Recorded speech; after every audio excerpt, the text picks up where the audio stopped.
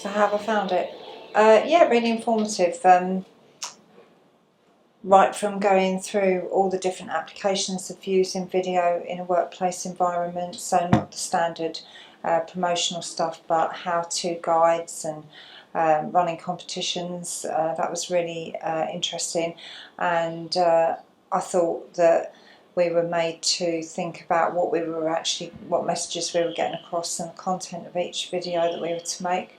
So Tim spoke really clearly and made us think about that.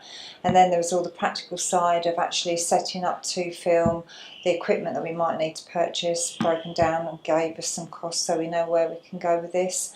And then a little bit on editing, which was interesting. So I definitely feel after today's programme that I can go out and do some basic stuff that I would have just been terrified to do previously. It's been really useful.